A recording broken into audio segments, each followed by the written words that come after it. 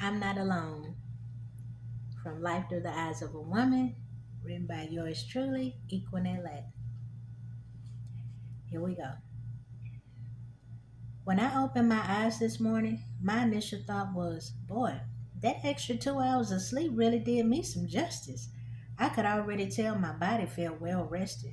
I have been ripping and running so much lately until it's been hard for me to keep up with my own self. Even when I actually do have a day off from work, it doesn't really feel like one. On the days I'm not working, there are still a million things left for me to do. Rarely do I get a chance to stay home, lounge around in my PJs, and just rest my body. Sometimes I feel so alone in this world. Often, my personal life seems to be so hopeless and boring. I'm miserable on my job because it's way too stressful and doesn't pay enough. And don't even get me started on relationships. I haven't been with an even halfway decent man since Jesus was a baby. I'm tired of going to school, but I know having a good education is important. Financially, it feels like I'm drowning in debt without a life preserver anywhere in sight. Sometimes life just seems to be so hard, especially when you're all alone. Hell, I can't even afford to buy a dog. If I could splurge and get a puppy, at least that would be some kind of dependable companionship. When I'm out and about taking care of errands, I see other women that appear to be so blessed. They're out shopping and paying bills with their husbands. Sometimes when I'm on break at work, a lot of female coworkers receive phone calls from their spouses, family, and friends just calling to check on them.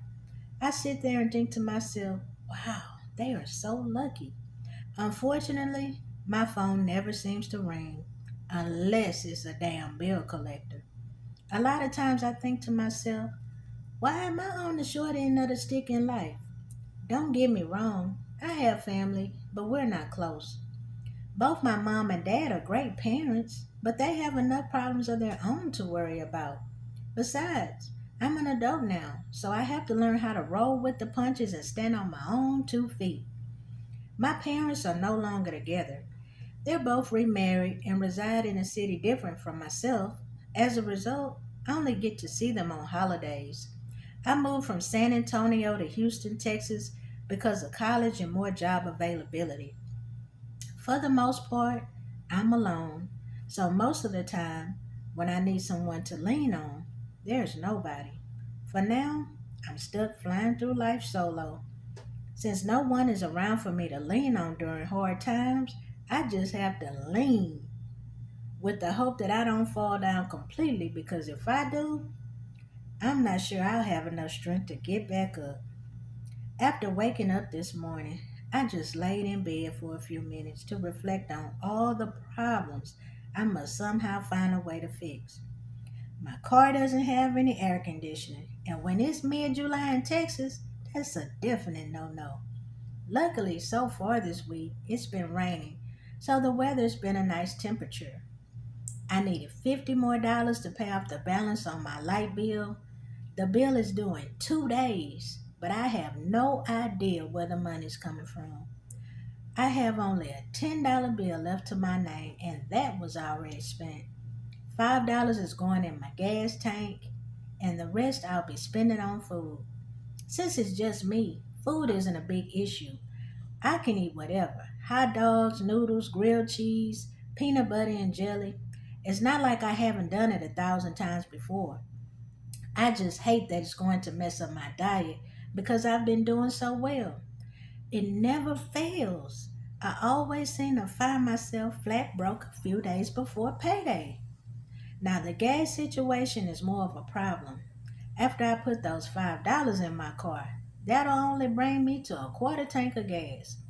There is no way I'll be able to make it 3 more days going back and forth to work on a quarter tank of gas. I rolled over in bed and reached for the phone to make a couple of calls. I called my dad Pete, hoping he could quick collect me some money, but he didn't have anything. My dad unexpectedly got laid off last year. As a result, all he has to depend on is unemployment.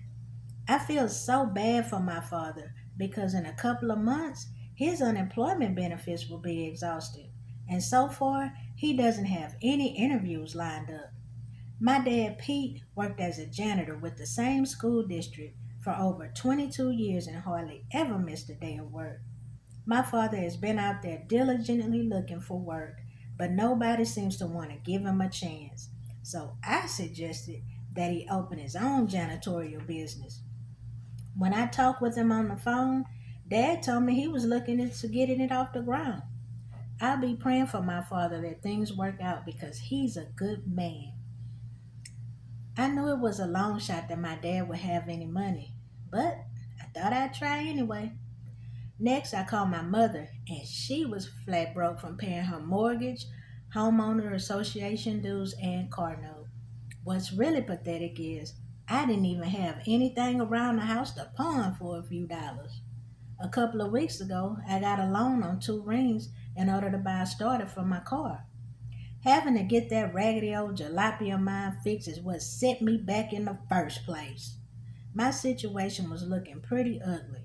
I thought to myself, this is really a sad situation. Being a grown woman and always finding myself in this kind of predicament. It never fails. Every time I think I'm almost out of the hole, something happens to push me right back in it. Before I realized it, time had gotten away from me. I was running late for work. I only had 30 minutes before it was time to punch in. So I had to find something pretty quickly to throw on that didn't need ironing. In the closet, I spotted what used to be my favorite pair of jeans. I said used to be because I hadn't worn them in almost 2 years. Over the last 4 months, I have been cutting down tremendously on eating carbohydrates and drinking soda. I'm also jogging and cycling again. As a result, I lost almost 20 pounds. I felt confident I could finally squeeze my big behind in those jeans again. I quickly snatched the jeans off the hanger along with my white button down shirt. After putting on the shirt, I slid on my jeans and they fitted like a champ, showing off my best asset. That's why I nicknamed my favorite pair of jeans Heartbreakers. I turned around while looking at myself in the full length mirror, shook my butt a couple of times and struck a pose and said, "Oh yeah, baby got back." Next, I smiled and said to myself, "Michelle, you're looking like sexy caramel girl. Try not to hurt the fellas too badly when they get a good look at you in the heartbreakers." I looked in the mirror while fastening my belt and noticed a little budge in my left pocket. So I quickly reached my hand down into the pocket to flatten it out and felt something. I pulled out my hand thinking it was an old receipt or something. But in the palm of my hand were two wrinkled up $100 bills. I could have passed out. All I could do was smile and my eyes began to water. I didn't care if I was running late or not. I stopped right then and there, fell on my knees, and told God, "Thank you for the blessing I had just received." I also apologized to the good Lord for worrying and not exercising my faith. I told God how truly sorry I was for not taking my concerns to Him in spite of knowing my Savior had taken care of me countless times before. Afterward, I took one last glance in the mirror, wiped my face, sprayed a little oil sheen on my freestyle braids, quickly applied a little lip gloss, grabbed my purse and car keys, and then headed out the front door. On my way to work, I thought about how fortunate I was. God planned for me to wear those jeans at exactly the right time. Now I could pay on my electric bill and fill up my gas tank. After work, I could even splurge a little and treat myself to some taco grande. Surprisingly, traffic flowed smoothly on the freeway, so I was able to make it to work within 10 minutes. When I made it to my floor at work, I went into the bathroom to check my hair. Soon as I walked through the door, I noticed one of my coworkers in the restroom crying. I went over and asked Alicia why she was so upset.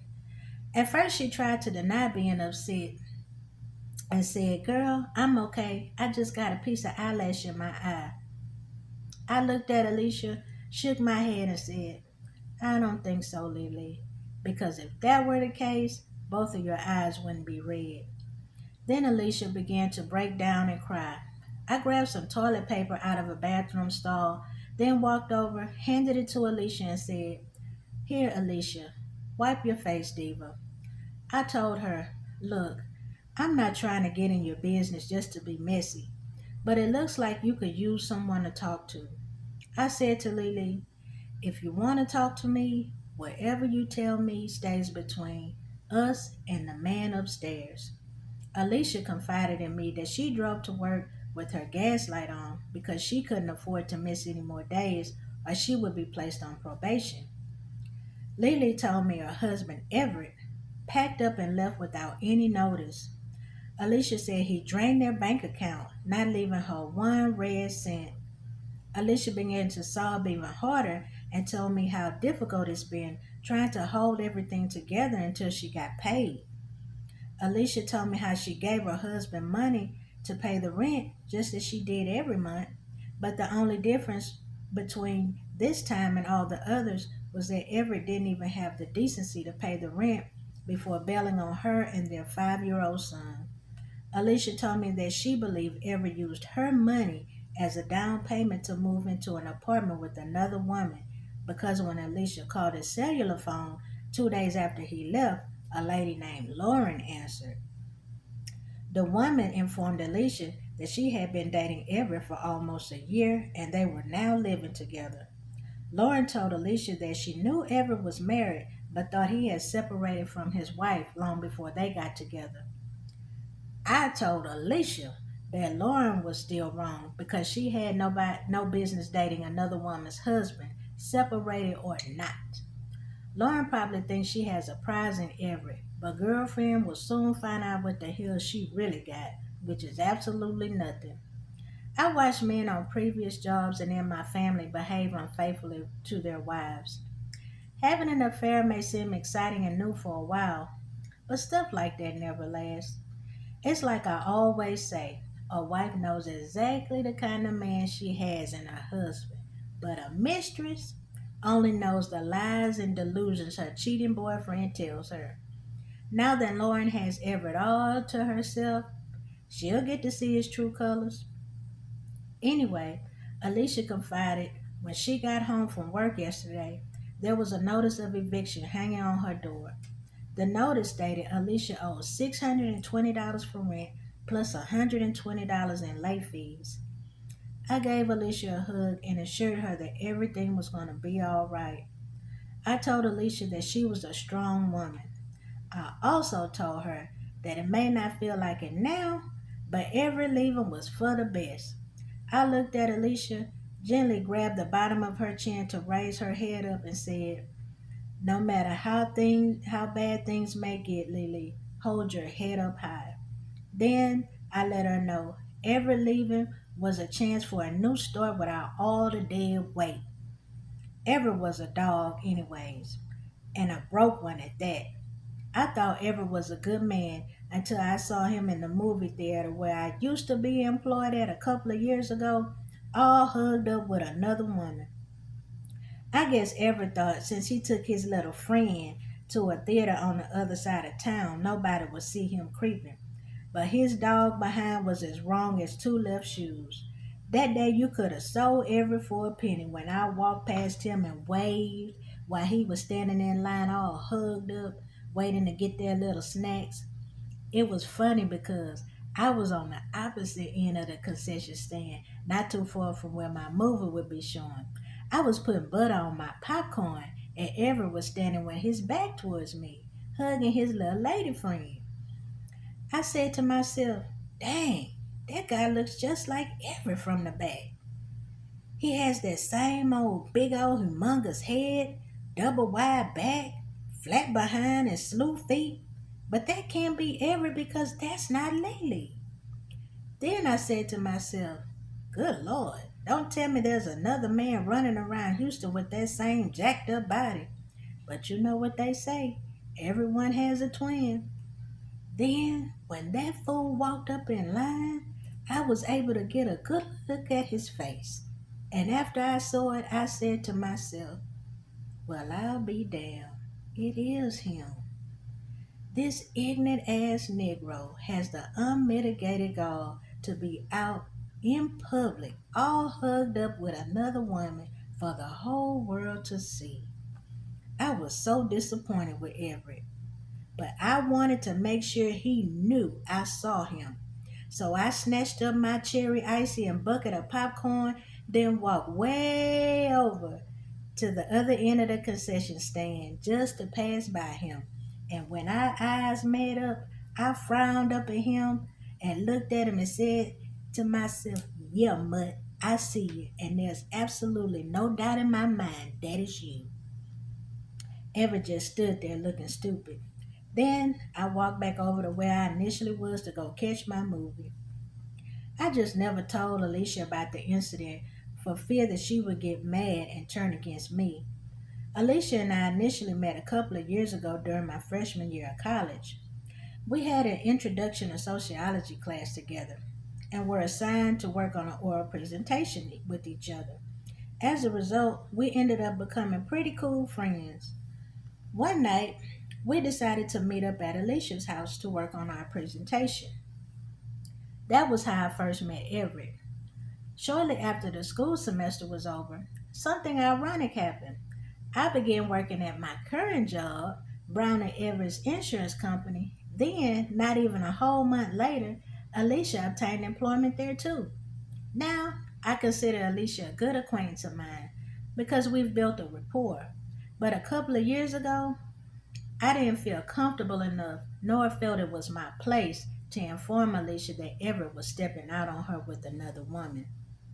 Looking back on things now, I wish I would have told her. Plus, ever since Everett left Boss Medical Supply a couple of years ago, he hasn't held a steady job, so Alicia didn't need that buster anyway. Everett probably took his little tramp out for a night on the town with Alicia's hard earned money because he sure didn't have any. I looked at Alicia and said, "God will get you through this, and I'll be there for you too." I told Lily that after work I would follow her across the street to the gas station. Just in case the car did stop on Alicia, I didn't want her to be out there alone at 10 o'clock at night. Then I told Lily if she wanted, tomorrow morning I would go with her to speak with the account manager at our apartment complex. Since Alicia has been such a good tenant for the past 4 years, I was sure they would try to work out something to assist her. Lord knows they had to help me work out something a few times. Next, I reached in my purse, pulled out $100 bill, and handed it to Alicia. I told Alicia to put some gas in her car and buy some food for her and the baby. Alicia said, "Michelle, you can't afford to be lending me any money, girl. I can't take this." I said to Alicia, "Girlfriend, if you don't take this money, I'm going to clobber you upside the head. And then you'll be crying because you're sad and because your head is hurting." I balled up both my fists and playfully shook them at Lily and said, "Don't make me do it, Lily. I 1, 2, 3, 4 your behind because you're in this bathroom being stubborn." Alicia began to laugh, and then she wiped a tear from her right eye with the piece of toilet paper I had previously given her.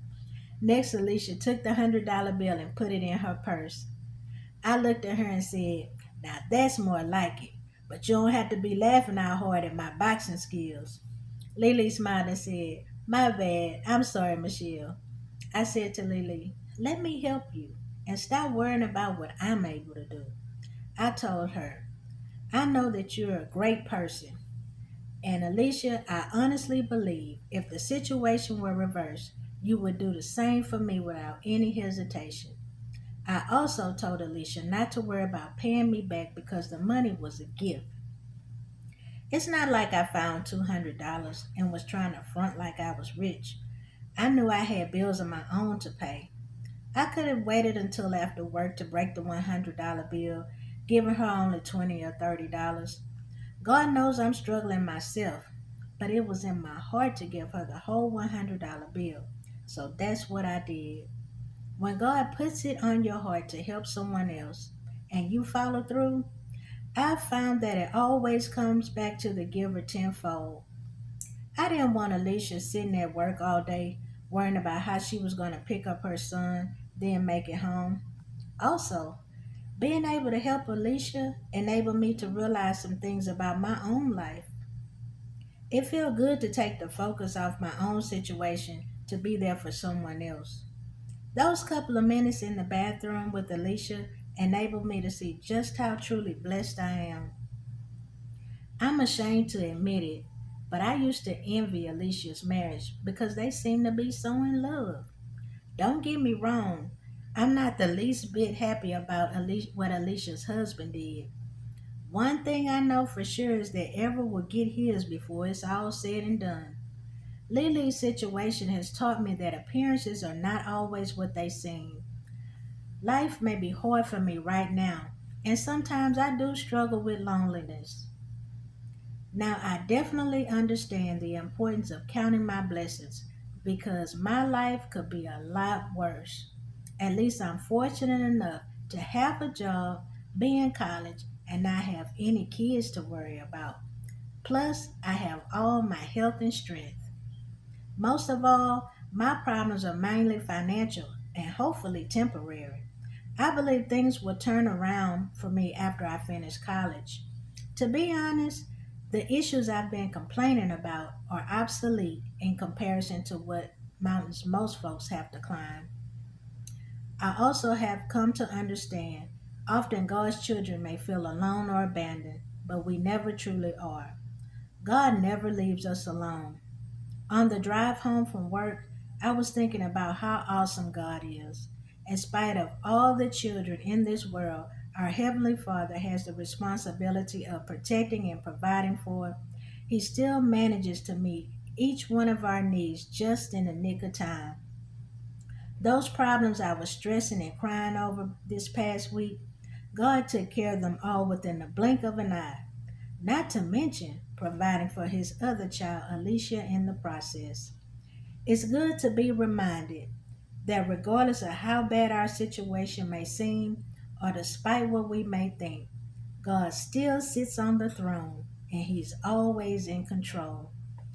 Well, guys, if you listen to the end, I just want to say thank you. Last week, when I read this story, I felt that I didn't do my best with it. I made several mistakes while reading. I made some more mistakes today. Um, I haven't learned yet how to edit when I, mess up on something and go back, fix it, and then start over. That's something I'm going to be working on in the future. But I didn't want to use that as an excuse not to share some of my work with those of you who are interested in listening to it. And last week, after I listened to the story, after I uploaded it, I felt like I could have tried a little bit harder. So I wanted to come back today and do it again. I did make some more mistakes today, but hopefully I did a little bit better than what I did last week. And you all that listened to this story through its entirety got the message from it. I wrote this story because there are times in my life when I do struggle off and on with loneliness. You could be in a room full of people or have a million people around you and still feel lonely. Also, there have been some times when I have said, "Hey God, remember me as Equinet. I could use some help down here," because I may have been struggling and going through some and felt like, "Okay, God, did you forget about me?" And I know we should not question God, but sometimes when we're going through those valleys in life, we feel like we've been left out there. And this story was just written as inspiration for those people who live paycheck to paycheck, those people who just be trying to make it to the next payday, those people who may be going through something, a valley in life, and feel like God has forgotten about you. Just encouragement to let you know God got you through one valley, one situation. He'll continue to do that. So I just wanted to share this story with you all. Those of you who listened to it and maybe listened to it last week, I just want to say thank you. This was 11 pages, and I tried to get through it without making any mistakes. But when you're doing live readings, whether you're the author or not, every once in a while you may stumble, fumble, and make a couple of mistakes here and there. But hopefully, you all still enjoyed the story. And if you did, I just want to say thank you so much for taking time out of your day to listen. And I would love your support. I have two books. This is the first one. This one is currently available in Audible format, Life Through the Eyes of a Woman by Equinet Latin. I didn't narrate this book in Audible. It was done by a professional. Her name is Shawnee Ali, and she did a great job. So it's in Audible format as well as Kindle. My second book, Life Through the Eyes of a Woman 2, which have some to be continued from the first book, is currently available on AmazonBooks.com. So I really would appreciate you all support. I pray that you all have a blessed week, and may the Lord protect and shield you, put a hedge of protection around yourselves, your loved ones, any and everything else that you hold dear. And I also want to say to you, if you have a goal, a dream, or a project that you're working on, don't give up on it. If you haven't started yet, start with what you got. Work with what you got, which is what I did today.